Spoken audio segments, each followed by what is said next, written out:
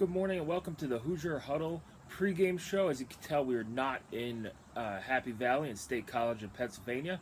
Unfortunately, we could not make the trip to Penn State today, but we will bring you all your coverage of Indiana football as we watch it live on television. It's the first time we've watched live on television since 2014, so it'll be kind of weird not being at the game, but we'll be back down in Bloomington next week for IU's game against Charleston Southern. But today, Indiana has a tough test going against number 4 Penn State in Happy Valley, a place that Indiana has never won. So it's tough sledding. It's 17.5-point underdogs right now. Indiana's banged up. The injury list for Monday was 6 or 7 guys long. We'll see who plays, who doesn't play.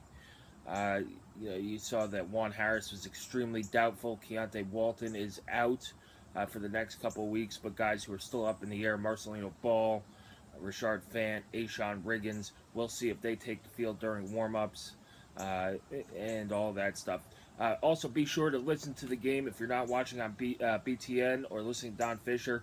Our own David Sugarman is in Happy Valley doing the student radio call on WIUX, so be sure to tune into that if you can. We'll put out the link on Twitter to stream it as well. He does an excellent job on the radio as well as an excellent job for us, so reward his hard work with a listen. Anyway, getting down to the game, it's going to come down to ball control and if Indiana can keep Penn State's offense off the field. If they could do that, that'll limit Saquon Barkley's effectiveness a little bit. If they can't, it's going to be a long day for IU. Saquon Barkley's coming off of his best game of the year, going for 300 and something all-purpose yards.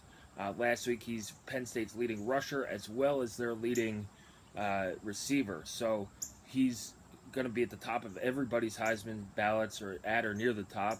And now he's returning kicks as well, just to pad that Heisman ballot as well, and to give Penn State a little boost in the return game. So what does IU need to do to win today? They need to control the ball, not turn it over, get takeaways, win the field position battle. A couple of our followers commented on this.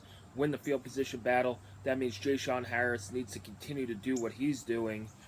If given the opportunity, a smart coach would not punt him the ball. 2 punt return touchdowns in the last 2 games, if IU could get a big return here and there, control field position, control the ball, win time of possession, then they have a shot at winning today.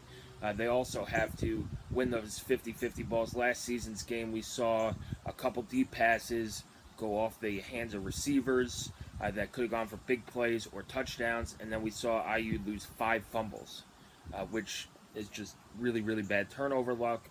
But if they could hold on to the ball, win some more of those 50-50 battles, and on the flip side, Penn State, those interceptions they threw in the first half and the third quarter became long receptions later in the game, which led to their win in Bloomington 45-31 last year. So win the 50-50 battles. For the most part, control field position with the return game, with Jashawn Harris, with Hayden Whitehead. Get points when you can.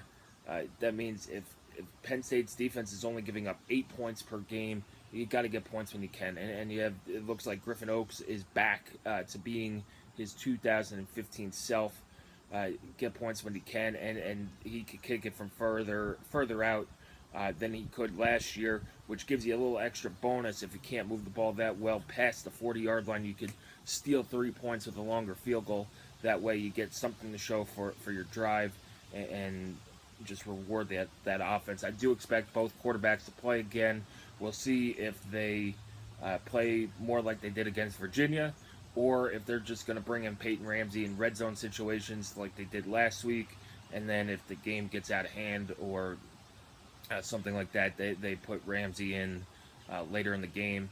But I'd expect them to play a different series. We'll see how they split it up.